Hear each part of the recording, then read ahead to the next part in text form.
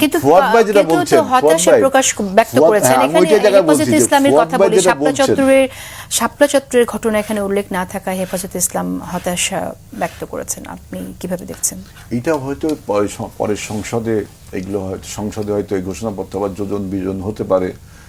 শাপলা চত্বরে যে ন্যাক্কাজনক ঘটনা ঘটছে, এটা থাকলে হয়তো ভালো হইতো, এটা আমি ব্যক্তিগতভাবে বলছি। কিন্তু ফুয়াদ ভাই যেটা বলছি যে দিল্লির জয়লাভ হয়েছে, আমি তো মনে করি দিল্লির আজকে পরাজয় হয়েছে।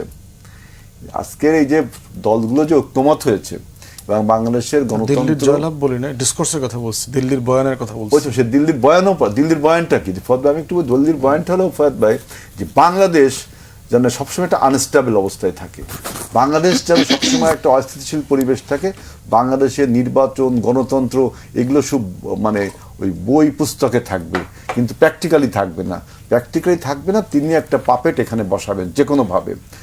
এখন যদি কোনো পাপেট যাতে না বসতে পারে, একটা ডোমেস্টিক্যালি গ্রোন আপ একটা সরকার যে আপনার সভরেন কান্ট্রিতে থাকতে পারে, সেই বয়ানটাই কিন্তু আজকে হাজির হয়েছে। তার মানে দিল্লির কিন্তু আলটিমেটলি আজকে যে সমস্ত ঐক্যবদ্ধভাবে আমরা গণতন্ত্র পুনঃপ্রতিষ্ঠার যে অঙ্গীকার করেছি, নির্বাচন নিয়ে যে আনসার্টেনিটি ছিল সেটা আজকে ক্লিয়ার হলো, তাই না? সুতরাং তো দিল্লি, আমি মনে করি দিল্লির পরাজয় হলো এই ঘটনার পরে।